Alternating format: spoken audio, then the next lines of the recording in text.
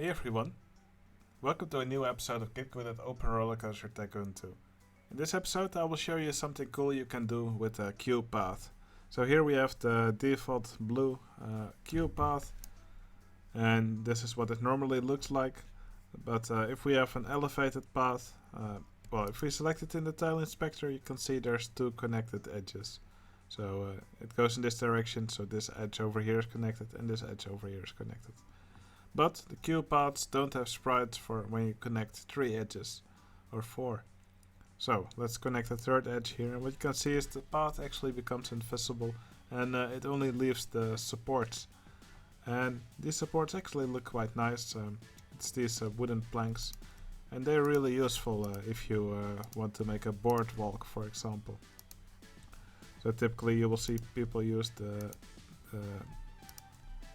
wooden planks from the mine team, but this is another way to make some nice wooden planks. Now here you can also see that if we connect several other edges, then these paths actually become rotated 90 degrees compared to these ones, for example. Now if you try to let your guests walk over these, it actually becomes a bit of a pathfinding disaster, because there's all these unconnected edges now. And that's not something your guests will like navigating through. So if you want to actually use this and have your guests walk over it, the easiest thing to do probably is to first make your normal path. So I will just make a bit of a path here. Let's go down here again. So yeah, this will be our path that we want our guests to walk on. The best thing to do is to make these path pieces invisible. So right now I just select them and I put a corrupt element on top of them. I do it with hotkeys because it's faster. But yeah, you can also just select the path and click this button. And what you then want to do is to take a piece of this and you simply paste it on top. And what you'll want is for the queue line to actually be above the footpath in the tile order, because guests will always walk on the bottom path.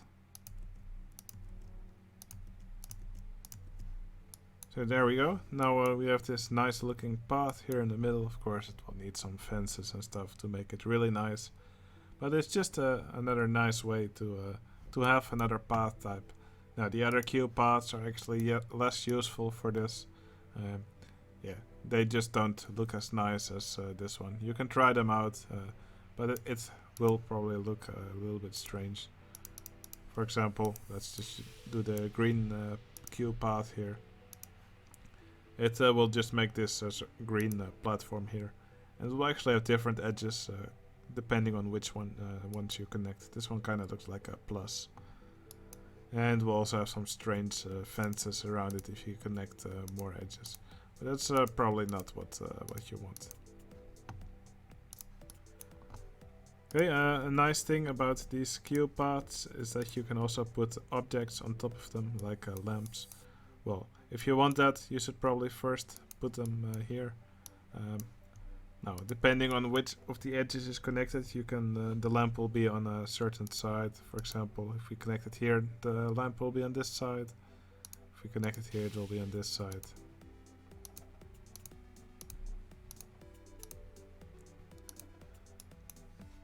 So if you want this, probably the best thing would be let's quickly remove these paths here. So if you want to have some lamps here. Oops, that's not the right space, the right spot. There we go. Now we have some lamps here on this path. We can also do that like this, and we'll just rotate it. As long as the queue line is above the footpath, it won't affect the pathfinding of the guests. Oops, I should also rotate this one. There you have it. Then you have a nice queue. A nice queue path with these lamps on top of them. Now you can actually also use these invisible queue paths to put lamps on invisible paths, but that will be something for next tutorial. But yeah, this kind of path pieces will be really useful if, for example, you're making a pier or a boardwalk park. And then it means you're not also not completely reliant on these wooden planks. I think these kinds of supports look much better for your paths. Now there's another trick you can do to make them even nicer. So if we take a miniature train, so let's build one of these sections. So it needs to be one of these what are they called? Right-hand curve of the large radius, or a left-hand curve, that doesn't really matter. Let's make it the brown color. I mean, we probably want this kind of brown, because it's the same kind of brown that this path has. And then if you select this piece, this exact piece, we can copy it. And if you then paste it here, then it will look like the path is diagonal. So we can also use that. You could also use that here in the corner. Oops, I disconnected those paths.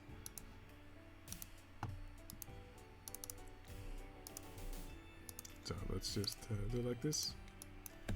And there you have it. These triangular pieces, they fit together really well with this path. And that will also allow you to, for example, make a pier with edges that sort of look rounded.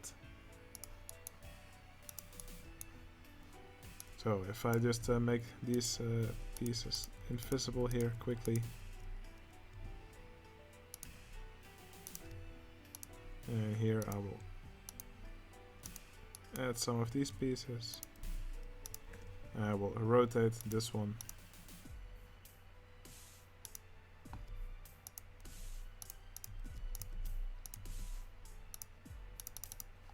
And then if we put some of these diagonal pieces here, well, I think you get the idea. But yeah, that's some cool things you can do with these queue paths, and together with these miniature railway supports, I think you can make some really nice structures with this.